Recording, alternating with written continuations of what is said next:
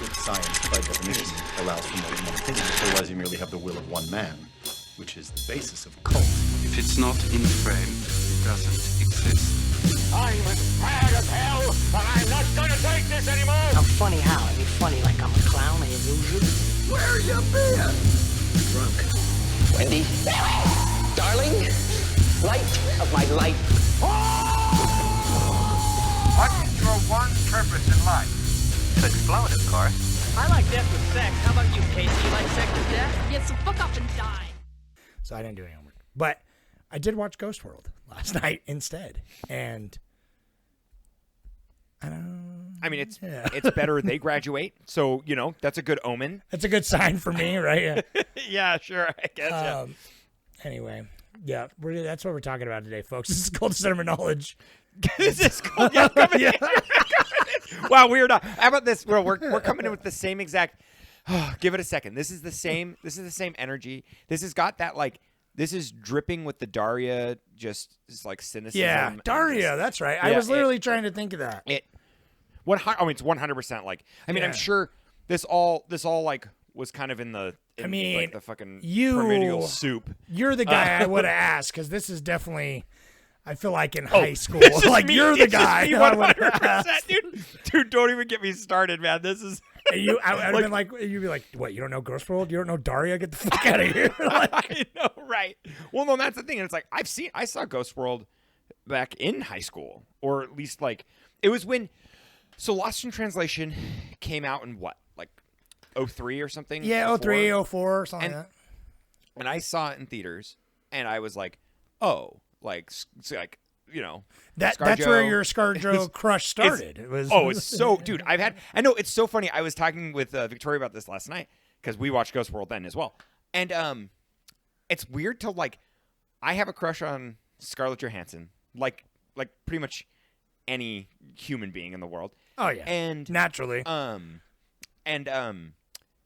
I have never seen a Marvel movie, I forget she's in Marvel. Yeah, right. So she is in the stratosphere of film, film world. I mean, A-lister, but you're over here I'm Ghost World's your best role. Under the skin. It's sure. Under the skin. It's like one of those things where I like her in like Lost in Translation when she's being sad. That's the best. She's so good at it. And so it's I've never really seen her be hot badass. I've just seen her be sad hot. Yeah, I've never seen any of those. Well, next week I'll sneak on some Marvel movies that I know we could do. I know, but we keep talking about doing that hipster thing we want to do and doing the old ones, the 70s. Yeah, yeah. Which I still might resist because I might not be able to resist, but anyway, I didn't realize. I had to look it up, the ages, because it's this isn't her first role, right? Scarlett Johansson's. But it's but she's she is 18 in it. She's the ages that the characters are. Right. If this isn't her first role, it's her second or third. I had to find out how actually creepy it was to be attracted to them for Steve Buscemi. Yeah. So I had to look up the actual actors' age when this was released. And so it's they are the ages, both the lead actresses are the ages that they appear in the movie, they're 18, 19. And Steve Buscemi's 45, right? So I know, right? At the time of filming. Yeah, I think it's funny because it totally on that if spoiler alert, or we'll tell you the synopsis in just a minute, but their relationship in this movie is very creepy and wrong, but it's it's in that indie film just it feels comfortable. It feels okay. Yeah. I'm disgusted now. It's watching it in this lens. She's a grown up. In the movie, really. Exactly. But it's when you think about it, I'm she's still technically in high school, and he's I had to check myself. You know what I mean? To when it's what's the main character's name again? It's Enid. Enid, yeah. No, Enid, yeah. When she goes full punk rock and dyes her hair green, I'm yeah, buddy. And then I was please tell me she's at least 25. And they're no, she's 18. Never mind, that's gross. No, she's 18. Yeah. But that's the funny thing is when I was watching this, I was 14, 15 when I was into these movies, and so Scarlett Johansson's only 5 years older than us. So at the time, it, and it is appropriately. I can think, oh yes, when I was younger, I was attracted to them. Now it's like I like their written characters. I really love who these girls are. I don't want to hang out with an 18-year-old. Please God, No, like Stu God. Buscemi, I don't you wanna were alone with that 18-year-old way too long. It's like I work with 18-year-olds, and Yeah, that's no. about as much time as I can be with an 18-year-old. I And know. so Same. Back when I Yeah. worked with like I don't know. It's too much. Just Steve Buscemi, man. Like that's the thing about this. Let's take a breath. yeah, Let's take a breath. Reel it back. I'm gonna buddy. reel it back. Like this goes. I'm Beaver. I'm bringing it back. There it is. Here. So this movie. This week we watched Ghost World because we're watching comic book movies, and this is one of those comic book movies. And of course, we're the fucking hipster douchebags that are gonna pick movies like this for Comic Book Movie Month, because we hate you. Go listen to Dick Tracy. We watched that last week. It's got 3 views on YouTube. I know.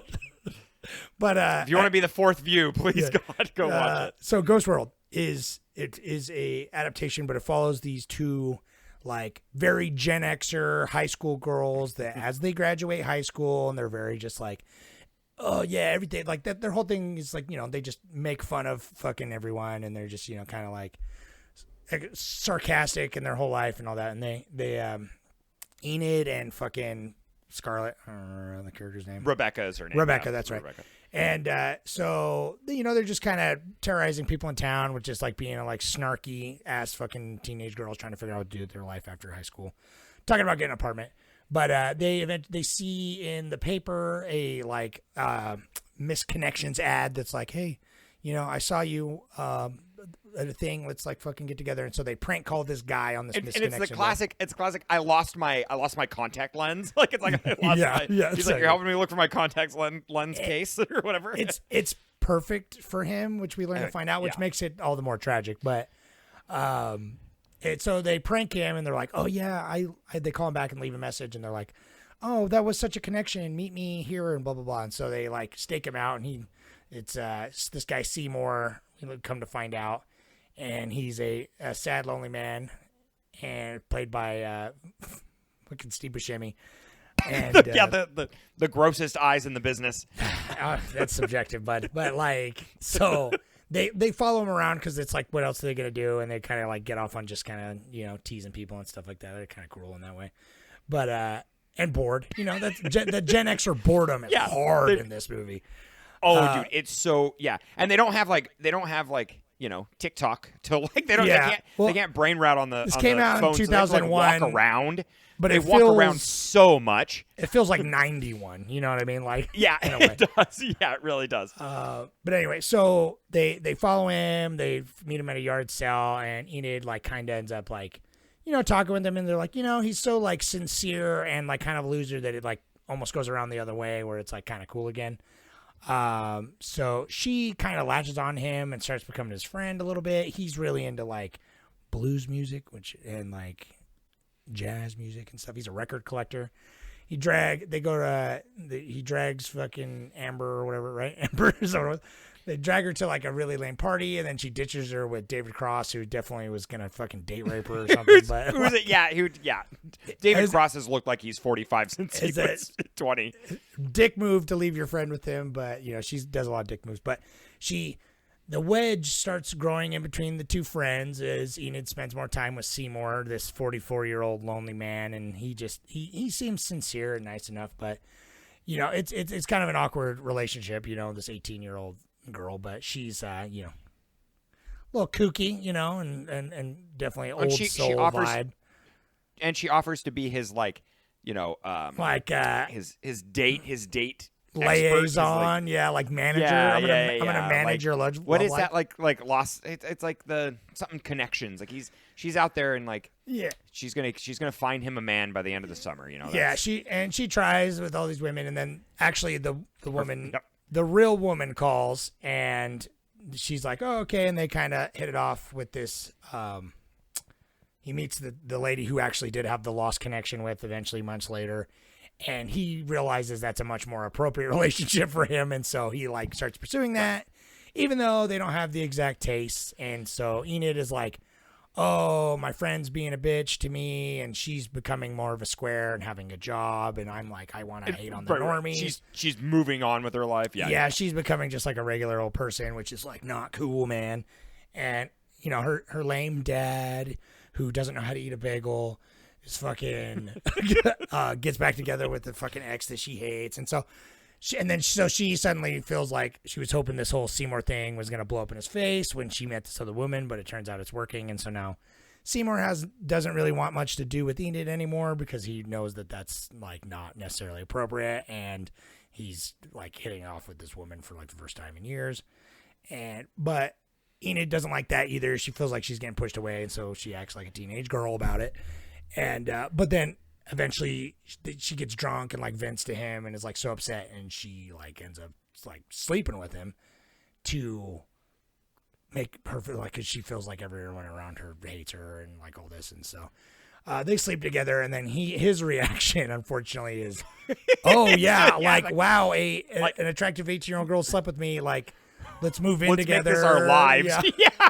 Yeah, dude. And he goes down hard, man. He's down bad. She, regrets it, but he gets all upset and has a thing. He gets in the hospital and then realizes it's all a prank when she finds out from Amber and sees her notebook. And then it's a cute moment where she's like, "No, did you look at the rest of the journal?" And all that. And she's also in summer school, which we will probably talk about a little bit later in art classes and stuff. Yeah. And but with Seymour and that, and he is sad, and he probably loses his job, and he breaks it off with that other girl because he thinks he has a future with Enid, and she is like, oh, life and shit, and now this is weird and all that, and so she gets on a ghost bus and like to ghost world the fuck out of there, and it ends with her riding off to the sunset to discover her life. She probably goes and follows the Grateful Dead, like in Freaks and Geeks, it's like that. Yeah, right. And I'm more thinking how the studio wanted to end the movie, because they were like, I love how studios are like, they're like, man, this is really bleak. We don't understand. Like, why are these girls so bummed out? Like, they've got, like, they're cute. They got their whole life ahead of them. Like, yeah. why aren't they happy? But no, smile more. How they wanted, really though, yeah, you're beautiful when you smile. But how they wanted to end it was they wanted to put a really bad like superimposed like CG banner on the bus that says art school.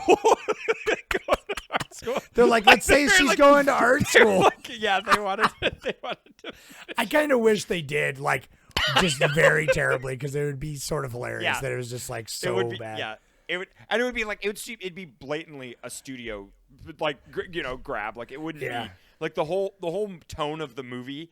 It's like they watched the whole movie and they were just like, this art is school. It. We just need one banner. We need one banner on there, because it's like art school. We're too scared.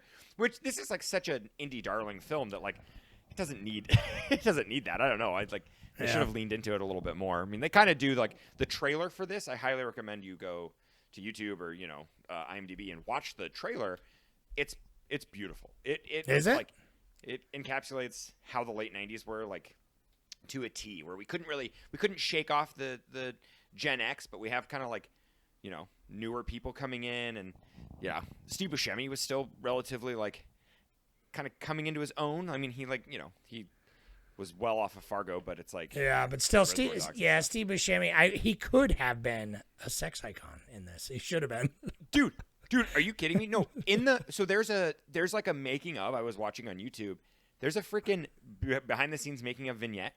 And everyone was talking about how they're like Zigawoff or whatever, the director of this movie. Yeah. He's like my wife's hall pass is Steve Buscemi. Dude, my hall pass is Steve Buscemi still. I was like, Jesus Christ! Have you seen just his eyes? That's the best part. That's the part I want to glaze, No, they look like oh my God, they look like old melted like rum raisin ice cream. They're terrible.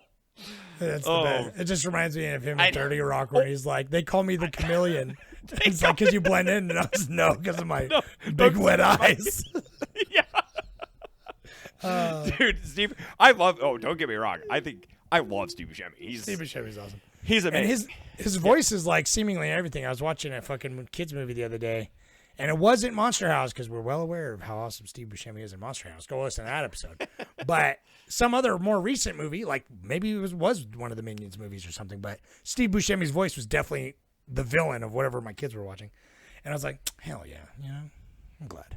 Is it? Monsters Inc. Right? He's in the voice of Monster Inc. He is. The lizard? It wasn't that though. It was something else. Because we did watch Monsters he's- Inc. fairly recently, but it was something even newer than that. Which is okay, dope. damn. I'm glad he's getting some. I mean, it might have been just some show or something, or maybe just a Steve Buscemi sound-alike competition. But I don't know. He. Yeah, for sure. But sadly, bringing it back around to fucking Ghost World, I feel like he was pretty underutilized in this. I don't know. Like he played the role perfectly right. I think. Yeah, right. He played I the think he was great and role everything. perfectly right, but here, let me bring it back a little bit again.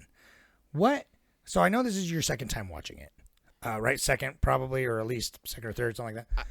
I mean, And, right, yeah, second or third. I really don't remember, but yeah. So what were your like first impressions rewatching it then all these years later? Because it's like I imagine, like you said, when you first watched it, you were a young teen, and you probably empathized more with the teenage characters, and now you're more closer to like a Steve Buscemi character, especially in the eyes.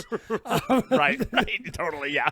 As am I, because as I was watching this, I was just like, "Bud, no!" like, no, like it's like being more yeah.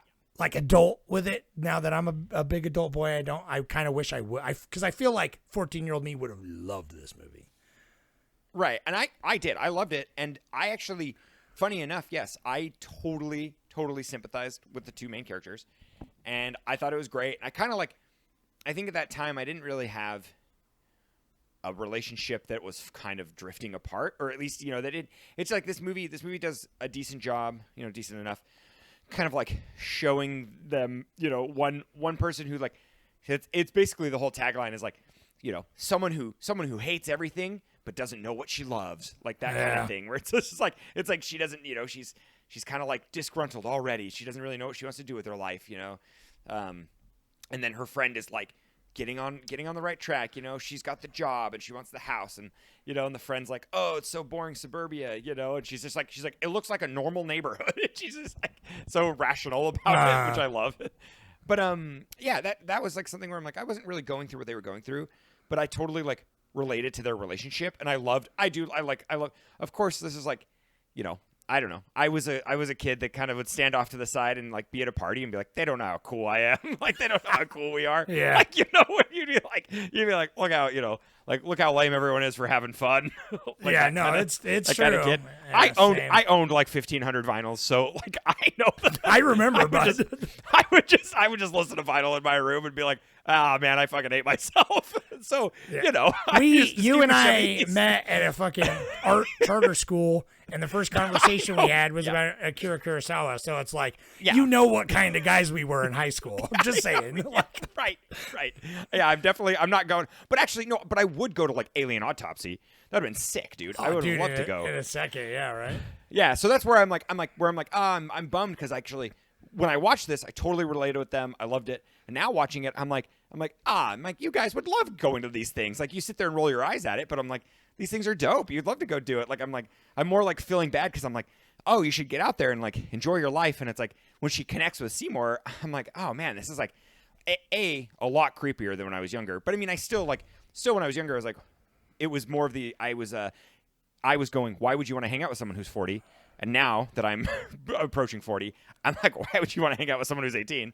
Yeah. And so, and it's like that's the biggest difference. But I still relate with the characters on just growing up and like having your life. They did a really good, for sure. They did a really good job, at least, of like not making him seem like a creep. You know what I mean? More that he's just like you sympathize, like he's not like a gross, leering creep. It's like, yeah.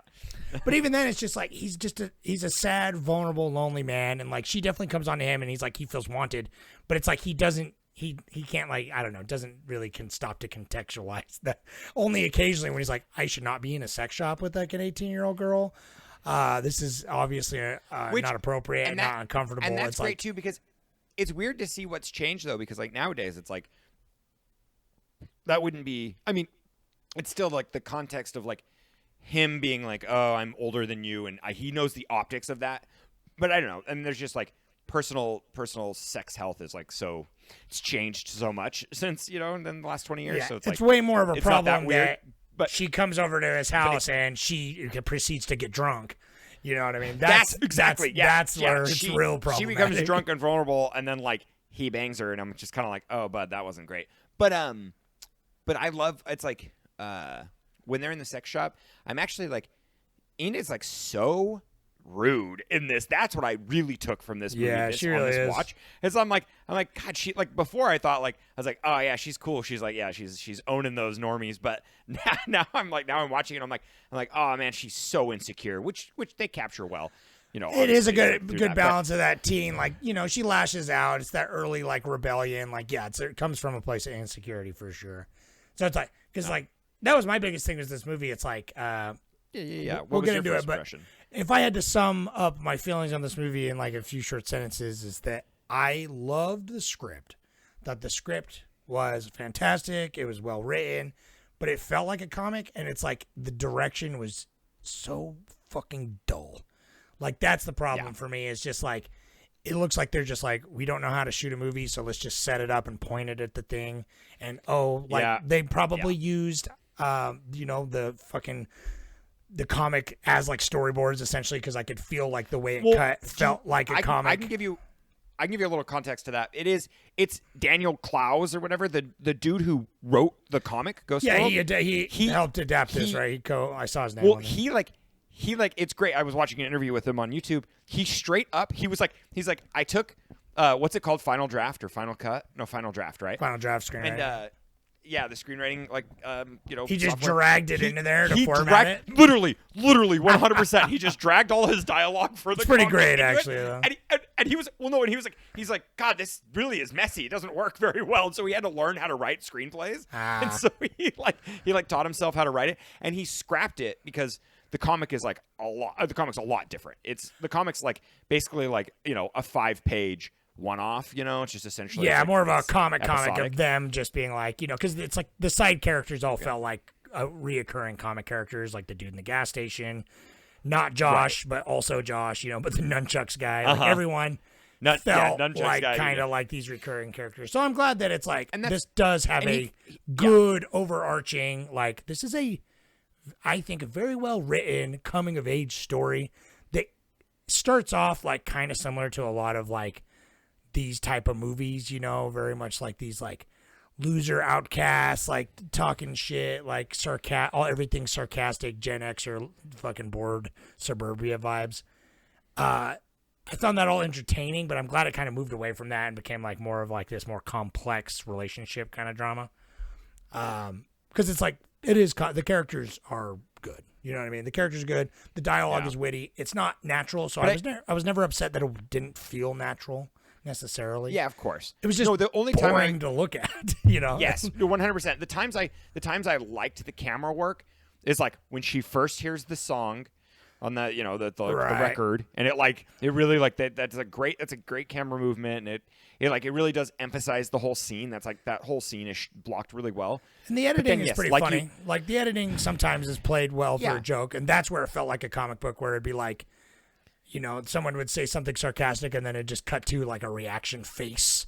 You know what I mean? Like that felt very much like a panel. And they did a lot of the which is like it's very cheap filmmaking to me personally, is like when they do a lot of like ADR slapsticky shticks in it, like when he like dropped the biggest like egregious in is when he drops the ice cream and there's like the little kids crying, and it's like the fakest cry you've ever heard from a child. It's like it's literally a grown adult doing like a child, a young girl's cry. Yeah, right. And it like totally like it barely fits, and I don't know.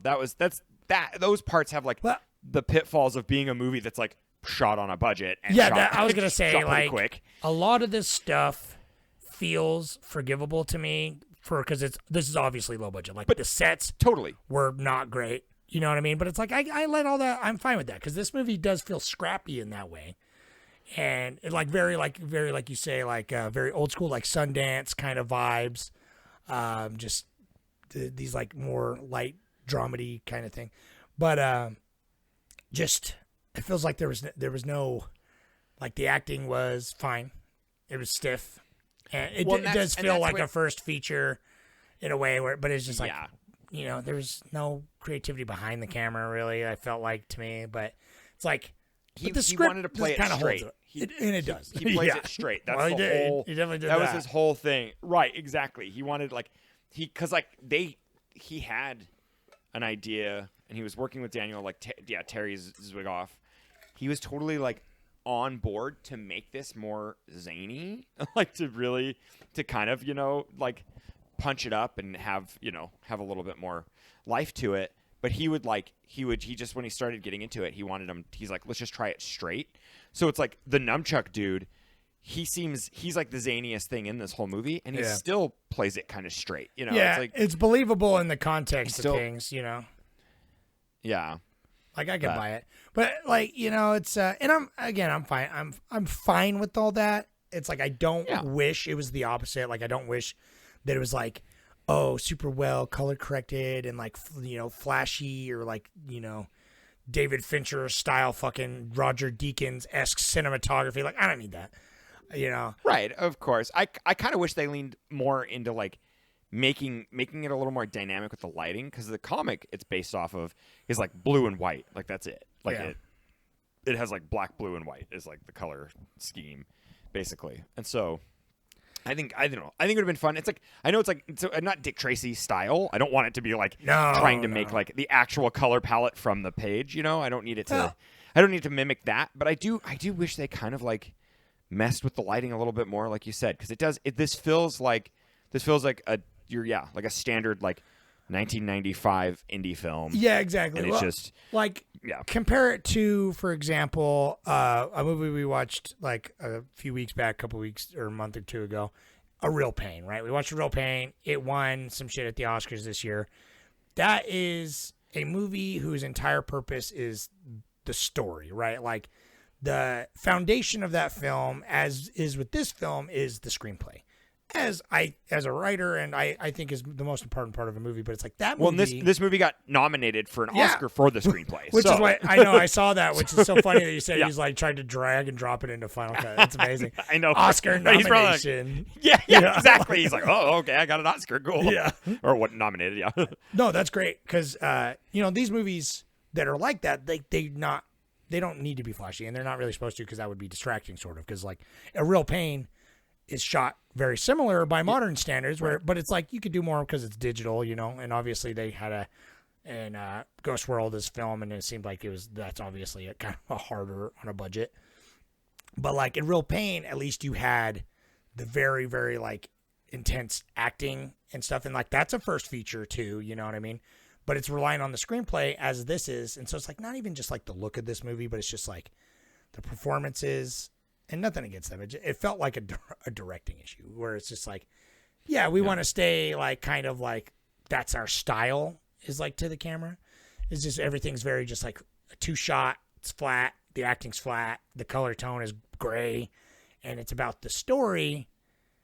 And I think it mostly works, but it's just like, it's kind of a bummer because I do feel like it wouldn't have taken a lot to just punch it up just to that next level. You know what I mean? To just like make it just a little bit crispier. I don't know how to say, like, I'm not saying, I mean, our movie, it's like suffers from similar problems, but I know, right. Exactly. It just comes with kind of amateur like, film, not even a quarter of their budget. Like not even, yeah. But I know what you mean. I kind of like, it's, to compare it to like a film like Scott Pilgrim does a lot of. Even like like a lot of two shots, Heathers, walking right? and talking. That's like I was thinking of like Heathers kind of too, where it's just like that kind of vibe. Even though Heathers like kind of goes a different way with it, but it's just like it could have done something snappier with the editing. Like, you know what I mean? It's like it does feel, especially when it gets to like all the Seymour stuff. It's good because it feels kind of like a drama. Like this feels like it could have been a play, in a way that but especially with the way they shot it. Like it was very much a lot of sitting around in diners. A lot of sitting around in apartments, listening to records, which the music, for the record, is also incredible. Like, I love me some it's old amazing, dude. Robert Johnson style fucking like 30s blues music or whatever he calls it. That's not.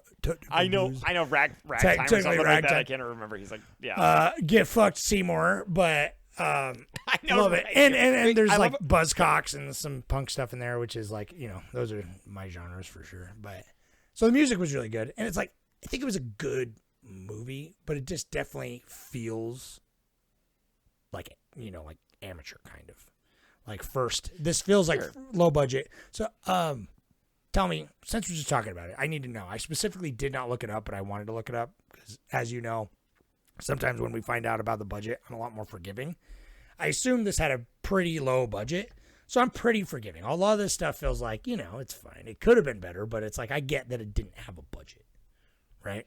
Of course, yeah, and that's the budget was $7 million, and so like that's exactly what it kind of looks like to me. It almost, it's a little higher than I feel would have they- thought. It's a little higher. I know, right? I was actually thinking the same thing too.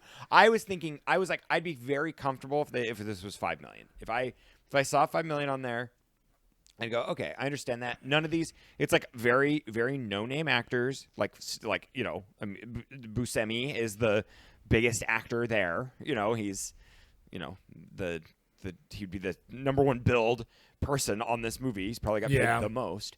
For And so sure. it's like, and the I don't film, know, that you makes a know? big difference. The actual film stock is like expensive, like back in the day. Yeah. That's what's so But it's great all about where shot we like- live now.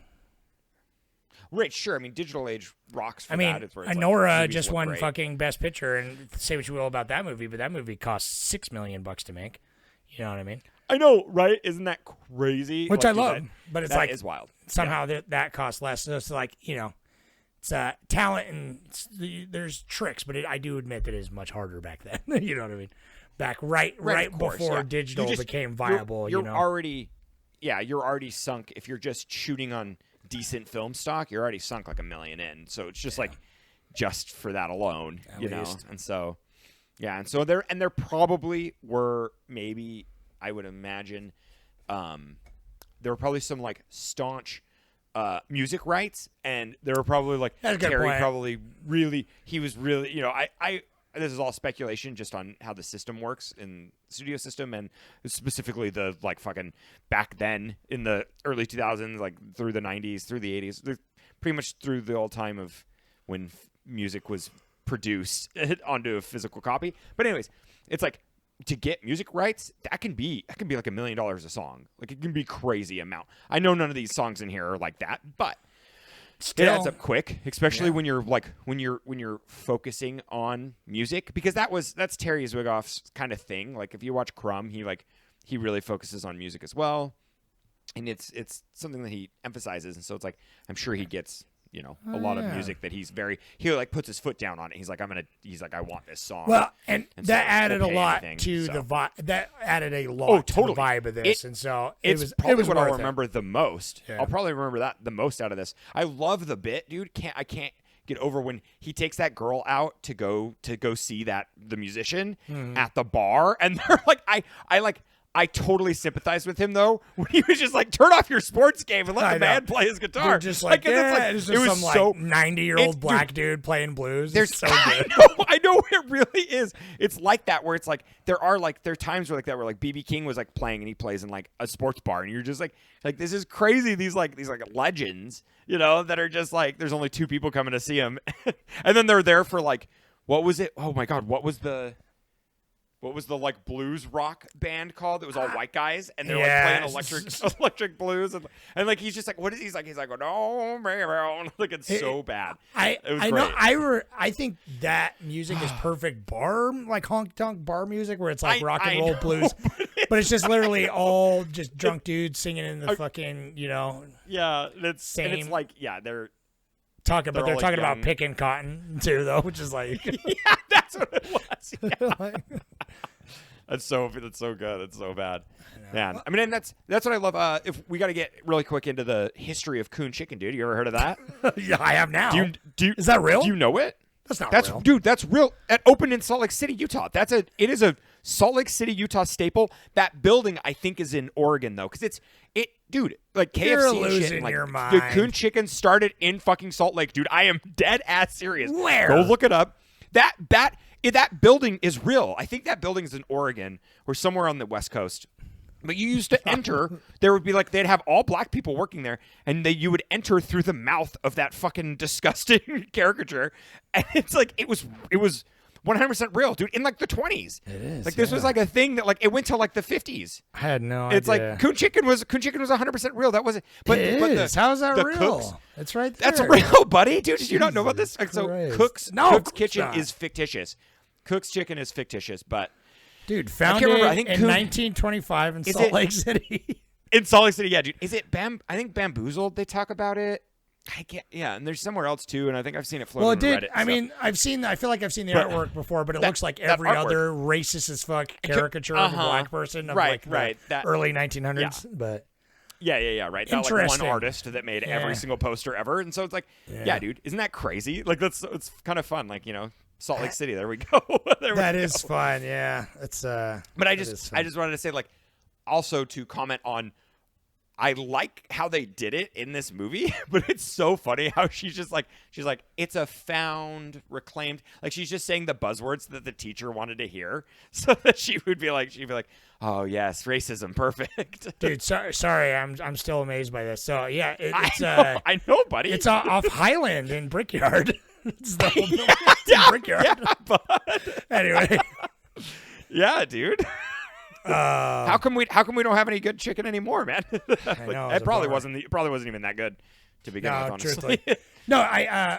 But yeah, going back to that. That is actually my. Even though they kind of feel out of place with the grander story of things, but it's like has to do a lot with the coming age and the ambition of her.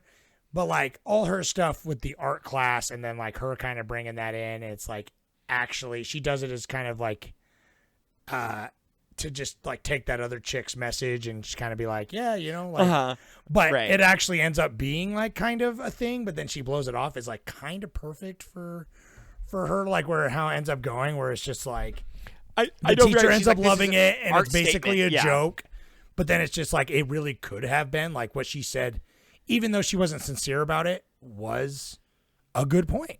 You know what I mean? Even though that teacher, Of course. is sort of ridiculous. It's like, but those are like Dude, some of my favorite parts, yeah. like just talking about like the pretentiousness of art and how there's like a lesser type of art, and she's like, oh, yeah, she's like- that's so good. Just it's like yeah, this what is is my it, like, diary Hammerhead or essentially. whatever? Yeah, oh yeah, it's like he's the he's a video game character. the that crushes. mutilator. He's the mutilator. You go around killing people with a hammer. He's like, oh, I thought it was your that was- father. That was my favorite art piece in there. I was like, know, hell I yeah, know, it's dude, so the good. mutilator was sick. But no, dude, and then that what is it called? Like kill or no? Oh my god, what is the art movie that she shows at the beginning? Oh, it's just yeah. like Steel Mama Steel or something or whatever. Something like that. She's like, I show this to everyone I meet so they know what it's like Yeah. living as me. Yeah, dude, I loved that movie. It was great. It was, yeah. It totally was like, I'm like, oh man, it just the high school they captured just like it's a brief snippet, but yeah, like if you've done any art at all in high school, that's exactly what it feels like. That's like It does. It's the quality and like yeah, just I don't know. You're trying to like it's a cool coming of age to watch them like be disgruntled and like to be like already like I'm disinterested, but then it's like you got to find yourself, man. Yeah, for sure. And it's like I think like her coming back where it's like, oh, this is like my diary of like her sketches, and then like when she has, I forget who it was like not Chuck Berry, but some famous night fucking thing that she draws caricature of. Yeah, the musician, yeah. And they're all like, oh, that's cute, that's that's fun, your little cartoons. And then there's like high art that means something, and it's like yeah, both art is great, and it's like but that's the thing, it's like doing a piece of art just for the fucking love of the game. We were talking about this a little bit earlier. It's just like just doing it. It's like that still is an expression of some kind, and it's like that at the end of the day, it's like the one chick who makes like sculpture out of like fucking hangers, talking about like abortion and stuff, like that's valid.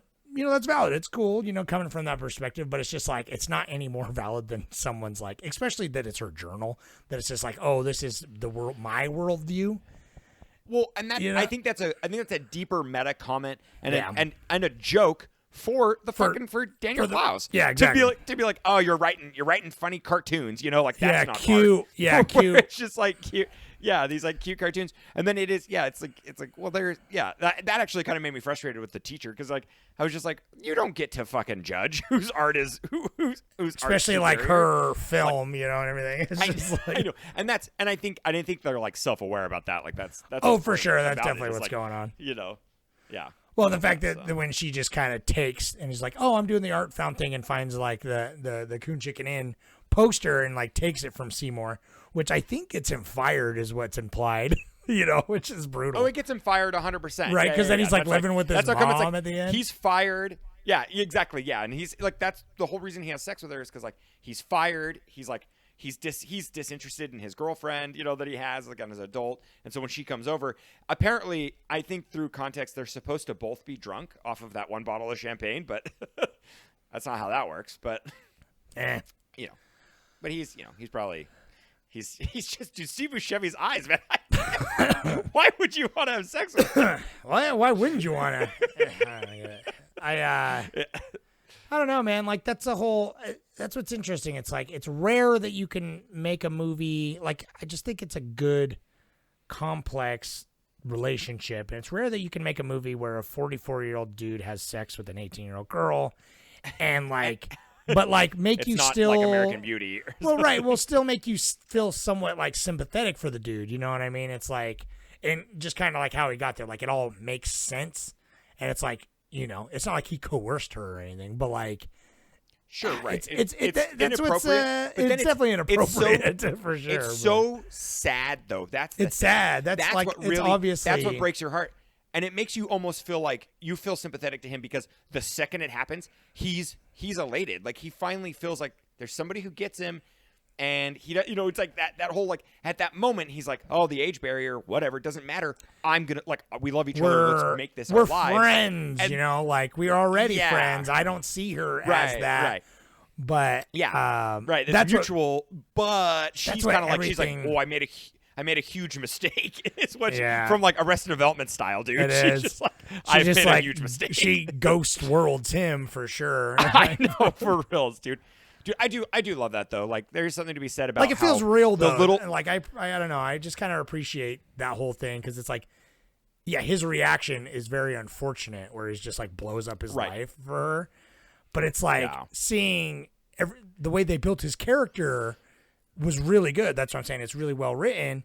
That's like, it's completely in line with how he would, where it's just like, he's this kind of sad, down on himself guy that's like, feels like, this young, cool girl wants me, that he doesn't even stop to see like the problem with the situation. It's and like, he's like, if this was a different movie, he'd be the main character for Maniac. Like that's the vibe I get from him. It's like he's one step away from like taking her all scalp. The mannequins, yeah. So he like, just fucking staples her scalp to all of her like his like 1940s memorabilia, like it's old noir posters, which were dope. So, I know. I loved that. Like it's a great. Like, oh, dude, it's so good.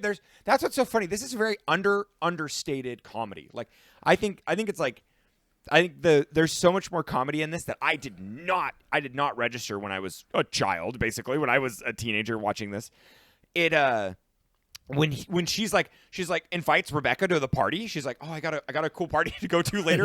And then it just cuts to just like the most middle-aged men in like sweater vests.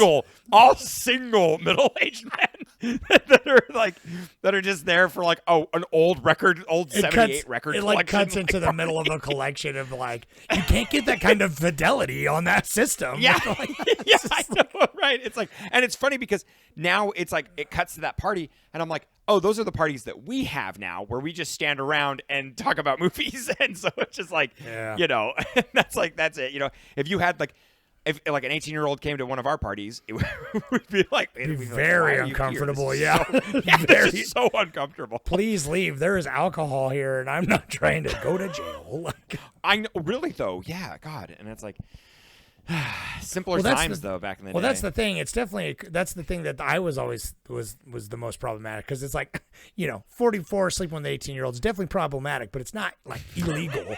But like getting an 18-year-old Yeah, drunk, sure. I'm pretty sure is. I'm Like, pretty sure that's illegal. Yeah, if we're talking, I don't morals. I don't care about morals. You No, pay- I'm yeah, just saying- you wait till midnight, dude. You wait till soon as midnight. alcohol was 18, involved. I'm like, bud, Yeah. Seymour, come on. Like, I know, really though. he's like, just get a over hold of there yourself, like, Seymour. It's- hey, finish your drink.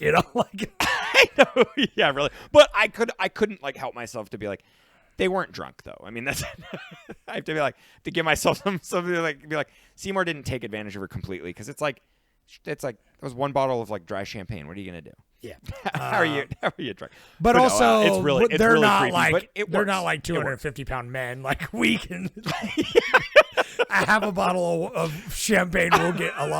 We'll probably get an 18-year-old girl drunk. Like, You think? you're over here like I can drink like 2-3 bottles of wine and not even feel buzzed. Like, I know, really. fucking loser. Really though. I know. Yeah. No, I do anyway. forget that Yeah. alcohol affects affects different people people, especially thin people. I know it. I feel bad. So going back, talking about the acting was not bad, but especially the part that I really liked was when she's so I forget the actress's name, but like she's the fucking chick from Hocus Pocus, the child. I know. Right, yeah. I and know. I did. I yeah, thought she Thora, did- Thora Birch, Yeah, which is she did great, and it was like yeah, it wasn't super dynamic, but she did the character really well. But like in the moments, the more vulnerable moments of hers felt really good. Like her sobbing on the bed after all her arguments and then her dad comes in and is like, "Hey, so we're gonna, what do you think about what's her face moving in?" Oh yeah, moving in. Yeah, And that's she's just great. like bawling on. She the, cries harder. that feels like a very real teenage girl moment. You know what I mean? And it's like, it's those real raw moments that I felt come through that it's like at the end of the day, even though I feel like I had some problems with this and I feel like a lot of it is forgettable, that it's just like, Yeah. those are the things I'm going to remember. Like this feels like a raw, real relationship coming of age story that has its moments that I would like very much enjoyed. And it makes me want to check out the comic if I'm interested, like just to kind of see how it is. Because I know it's more like it'd be comic fun to- strip form almost. Like you Uh-huh, say, right, like right, right. more short form. Yeah. Just to kind of see, because obviously it's like, as a film, I think the only thing that the film probably brings is you get a little bit of the performances, which, were fine and sometimes good. But you get the music, which you can't have in print, obviously, and so the music really adds. But it's like, other than that, making this a movie doesn't really, other than having like a more long form, hour 45-minute story, as opposed to like something more quick. It's like, I feel like it doesn't really bring that much more as an adaptation of a comic, because it still feels like Right, it's and having the comic in a way, like it's being held back in a way. Well, and like I mentioned Daria earlier, I feel like this would have worked fantastic as like a 15-minute, animated show. Like I think it would have been awesome. And yeah, but then think we it wouldn't could have got still work the now. good, like that's what No. I'm saying, the good character No, but development, coming of age. That's the Right, one right. thing I do love- think. yeah, and I do love all that aspect too. But I just think it could have captured more of the comic book essence, because all this does is this literally just rides off the back of vibes. Like it doesn't. That's like you're saying on adaptation of comic book. It doesn't really exist as like a it's not a page for page like they're Right, which right. I actually really appreciate that they don't. I do too, They don't try yeah. to do anything super gimmicky. Like I feel like I would like to see a version of this with like kind of more interesting lighting, obviously, through it. 'Cause like you said, it's flat, and like I agree as well. It'd be cool to see something done that Just is, makes me. I don't know. Have we ever done? We've talked about doing it, I'm for sure, but have we ever done like a coming of age month? I feel like we did, right? Because there was Yeah, a handful of maybe. movies that I want to see that are like, because I feel like everyone likes that genre, and it's like, I think we did, right? Because didn't we? We watched. Why did we watch Stand by Me? We've watched that for the pod, and I don't Yeah, I might have to go back remember and look, why. because it's like, period piece maybe or something. I don't know. yeah, I don't know. I have to go back and see it. It feels like something we would have done, because I do feel like I put a lot of other movies like that I want to see, like Edge of 17 or something like that. Like even like Superbad is a pretty good coming of age, like, Yeah, right. you know, that you can always put that in it. It's our movie again. It's like the second time I think about it. I know, yeah. Plugged that masterpiece. Can you believe that was like, it's over 10 I know years that old was now. that was over 10 years ago, dude. It's crazy. Anyway, like obviously that's a genre that's fun to my heart, but also it's fun now that I'm becoming an old man, that to see these kind of perspectives, because it's like now they feel, because obviously I was a, you know, also a rebellious punk rock teenager, and but to see these from like the older characters' perspectives, and also to feel a little bit nostalgic at the younger characters' perspectives, you know, because when she's in there in the terrible set that is the record shop, being like, "This is original '77 punk vibe, bitch," and I'm like, I get that, man. Like, No, me too. No, and I'm bummed because I was like, God, that's a good look, dude. She looks she so pulls it off good. well. So like, good. It's so just like, Well, I'm like, that was the oh, moment it's so I had to sick. I'm check like, the stop. age. I'm I'm like, like, I know. I'm not. Okay, buddy. I'm not. No, but I'm not 44 though.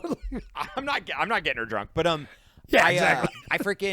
I was like, oh, that like bummed me out because I was like, oh, she's so insecure, man. Don't let one comment like ruin, destroy I you. Like those, know. I'm like don't let those bastard men. She went bring you home and down, washed out her cool green hair dye right after, which is too bad. Oh, that was which is wild because that's resilient young hair, baby. I don't know how she dyed it like 8 times that day. She went from black hair to green hair to black hair. No, it is interesting. It's sad to see that it's just like, because I like seeing those things where it's just like, yeah, when people slowly grow apart, like that feels real, and it's like, as a teenager, you're not ready to hear that. You know what I mean? So, and it makes me feel thankful for the relationships I do have from high school, like you and my wife, which is weird because I have no other which adult is crazy, relationships. Yeah. Yeah. I know, right? And like, yeah, having Davey to talk to is pretty nice. Yeah. We like that. It's like having that. It's like everyone has like a core of friends that they've had, and then it's like, and you branch off and you all kind of go other places. And now as we're older, it's like it's cool when we like get together eventually, after like 5 or 6 years, and you're kind of just like you get right back into the swing of it. It's pretty nice. Yeah, it's still the groove, So. It's pretty cool, man. Yeah. Yeah, it's great watching these. If you're out there and you're young, and you're watching this, like, Thanks. I'm excited for you to to watch this. Do you want to come to I my record collecting party? Like, I know. Yeah, right. Yeah. we could talk about First yeah. Cow. Dude, you're 100%. Dude, there's no. Yeah, there's like. I literally was thinking about that. I'm like, First Cow needs to be. We need to watch that like 6 more times, man. I know. I'm ready. I want to excited. show it to my wife just to see if she would enjoy it. I think she might think it's boring, but Oh, also I think she Yeah, might, she might kind of dig it because it's sweet. It's a sweet movie. Like, so sweet. gentle and It's such a sweet. good- I can't even But also get over it. heartbreaking. I was thinking, I'm like, I really want Christopher Buehlman to write a First Cow adaptation. Can you I could see imagine? him. I could see him doing a really good job. Seriously. Sorry, I'm trying to pull up a Reddit, and then because we're about wrapping it up. Well, I can tell you how much it made too. I didn't really get into that. Oh, that- yeah. the So- weeds there. so- it made 800 or it made 8 million. So Okay, I think you say 800,000. I'm like, yeah, that's right. 800. No. It actually had a pretty made good. it made its a budget pretty back. decent. Yeah. It's pretty good. But it was like an indie darling. It was on Yeah, I remember. United Arts. Which I is- remember. I mean, I don't remember when it came out, but I remember around the Right. same time, like you're saying, like 2005 ish. Like I remember seeing it about it, and like that was the first time I'd heard about it, and like knowing it's kind of a cult classic over the years since then. So I'm like, I'm surprised that it won the poll, but I'm glad it won the poll because it's like it's one I probably never would have watched otherwise. And again, even though I didn't fucking love it, it's still better than The Dark Knight. Right. Just kidding. I I'm have just a a fond- hater, apparently. I know. But this is just We- more. we- This is just more our speed. You know what I mean? We're 100%. I'd more rather of watch a this movie quirky than Dark Knight, indie. yeah. For sure. So, but I know that's just us. We're in the extreme minority for sure. I know. But so anyway, so Clones for People 2 says first watch. I knew this, but it was not too high up on my watch list, so it certainly wasn't bad. I just found it a bit dull. I usually like dry comedies and good irony, but this was lacking in charm. It's a good way to put it. Yeah, it was kind of didn't have a lot of charm. Yeah. Like I said dull too, but charm, it kind of. yeah. There's just enough quirk, but that can only go so far. You know what I mean? So It's like I think of like Clerks. Clerks is kind of my like two Yeah. friends, disgruntled friends that are just kind of bitching about life, and that has charm in it, even though they're like upset the entire time. well, the whole like Clerks rules, but it is like I do think that like this script is on almost a Clerks level. And Oh, it's 100%. No, obviously. But it's like yeah, Clerks, I just think it is a the black and directing white, miss, yeah. the way that it was, the interludes in Clerks. Anyway, that's a good comparison though. Clerks is good. Have we done Clerks with the podcast? We'll find a way to do that. We're gonna do it when we do. Have we not really? We're not, but We gotta watch I remember our- we're gonna do black and our white greatest- movies. Oh yeah, Clerks better win because it's like that's one of our favorite Well, movies ever. And like, if we do black and white movies, I will go through Have we- dude- eras. I'll go through eras. have we done Clerks? God, I feel like we might have. No. I don't know. Shit. Okay. Anyways, finish All right, the rest. sorry. We got it. Thank you. Sorry to interrupt. Clones are people who goes on to say the characters were all just so boring. I want my quirky losers to be colorful and weird and not just dull, and in the case of the main character, mean. I like Steve Buscemi. I got a couple of laughs, mainly in the art class, and the film had a good pacing, but overall this was not for me. Overall, it might just be personal taste, but this was a charmless 5.5 out of 10. If you want to give me sad losers, I want Nathan for You or Napoleon Dynamite. However, if you like this, check out Eddie versus the Eagle. Thank you Eddie versus for the that. Eagle. Okay. I remember seeing the thing for that, recommend. and this is not what I don't think this is what I'm thinking of, but yeah, this reminds me of like a teenage Noah Baumbach, but not as good, kind of like it's like there are a lot of I'm movies. thinking of. Isn't there like the Eagle and the Shark or something? That's was one that I kept. that's That's the one you're thinking. that's the Noah about, Baumbach one I'm thinking. Yeah. that Oh, is- Eagle versus Shark. That is reason. Yeah, what is that? What the hell? is No, not Eddie Eagle. Okay, that's the different one. That's Eddie the Eagle? No, Eagle versus Shark. That is is that Noah Baumbach? No. Is that the one? I don't think that's Noah Baumbach. You dude. got it in front of you. Look it up. Eagle I just have to say, though I 100% agree with what you're saying, I fucking hate Napoleon Dynamite. But that's a personal Oh opinion. no.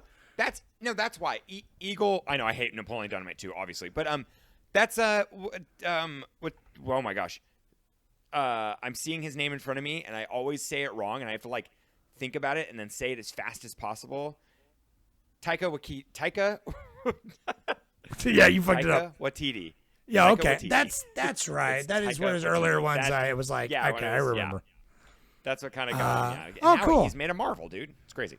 That's right. I like his movies. I like it. Dude, Hunt for the Wildebeest is so good. It's so good, yeah. And Jojo Rabbit is one I haven't Jojo seen Rabbit. yet, and it's on Oh, Hulu, so I plan And on watching it. soon. ScarJo, baby. Dude, I know ScarJo, and like, dude, ScarJo and like Marriage Story, and Scarlett Johansson is such a good actress that like I'm like, because I was thinking about that, I'm like Thora Birch like didn't go anywhere, and Which she's is too still bad. acting to this day, but she never really got like her feet off the ground, like, and so I just it's like cool, it's like crazy to see Scarlett Johansson like, I mean, and I don't know, it's got to be because it's because of a Marvel movie, obviously. Well, but there must be something else about Scarlett it. though. Johansson is a great actress, but also it's probably just because, like they say in this movie, she's the hotter one. She's obviously She's conventionally attractive. so attractive. that helps. But like in this movie, then it's like all the guys want to talk to her because it's like she's just like benign and pretty. She's not the like aggressive mean one, which it's like I like aggressive. Yeah. I like aggressive mean women. Me too. But I'm dude in this though. You've Scarlett met my Johansson's old ball voice- and chain. I know, right? Yeah, she's got a little Enid in her. But Scarlett Johansson's voice in this movie is amazing, dude. How it's just like it was like a bag of gravel, man. I love it. Anyway, clarify. One day we'll watch Napoleon Dynamite. No, I know. Thank you, Clones Are People too. I think it's great. I'd give this a little higher than a 5.5, but that's obviously just our tastes differ slightly, and so I said, love it. I agree with most of what you said. Other than I like the characters are well written, if not fully developed. But I do like Enid's character arc, and I think Seymour and Enid's relationship is like an interesting, complex one, as is Enid and Scarlett Johansson's character. And I literally give this like I give this a star just because of when you say like it's charmless. It's got the quirk that it has. I enjoy enough, but it's really the fact that like the whole bit where like those pair of pants are on the ground and they're like, oh, here there are the pants. Oh, look, here is Harold sitting at the bus. More of that like, though. You know that stuff is like such a. I don't even know how to like explain it. There had to have been like one script writing book that was going around town in the 90s, and every single person writing a screenplay read it. And it's like, what is that one called? That's like, don't kill the cat or something. Or it's like, there's like one book that was just like everyone read it because it has that vibe where you create this like odd character. Like I think of May a lot. It's got a lot of May vibes to it too, where like they're just kind of walking around this like aimless city. Like we've watched May for the pod for sure. Did we? Oh yeah, we did. Yeah, that was an earlier one. Yeah, it was early, Dude, baby. May's one of the greatest movies, dude. Yeah, still one of the best horror endings ever. I fucking love it. Probably like the best horror ending. Like, it's up there, ever. man. It's up like, there. As it goes, like it's just like it terrifies me. I'm scared, dude. I'm so scared thinking about it. I remember when we first watched May. Anyway, like the first time ever, we both pooped. Yeah. So anyway, thanks for listening. Check it out. We are continuing on our journey, our very fucking hipster journey, watching comic book movies that no one like Dick Tracy and Ghost World. Yeah. Next week is a little bit more of a popular one, though, and it's been talking about more lately. Next week we're watching Constantine. I haven't seen it in 20 years or whatever, so since like it came out. So I'm looking forward to checking it out again, especially with Keanu Reeves talking like it's the 20-year anniversary or whatever, and Keanu Reeves has been talking about it or something. So and they're gonna make a sequel. Apparently, it's been in the works for 20 years, whatever, since it came out. We'll see. So I think it's supposed to be in production, but I'll have to double check. But yeah, anyway, I'll have that information for you. Yeah, when we get together next week. Yeah, we'll be talking about it, and then so keep your eye peeled for the next poll, and go watch Constantine and see what other comic book movies we're going to be watching. We might watch a big Marvel one that you like a big old popular one. Yeah, we'll watch one of your I'm Avengers. Gonna watch, how much does an Avengers cost? $20? I know. We're just gonna jump right in and just watch and be completely lost. Let's just pick like fucking Endgame or something like. Yeah. Let's watch more Mobius or something. Thor like the 3. newest one. Yeah, Madam Web. Yeah. All right. Well, that's enough. So thanks for checking it out. Love you all. Thank you guys. Support us on Patreon, please. We appreciate it. Yep, those of you that do, you're great. Awesome. Yeah. All right, bye. Find us on YouTube. Everybody, come on. Oh yeah, hi. Let's all go to the lobby, dude. That's what I got. Yeah, it's playing right now. If you're here, I'm putting it in the edit. Thank God I'm going to bed. Okay, bye. Bye.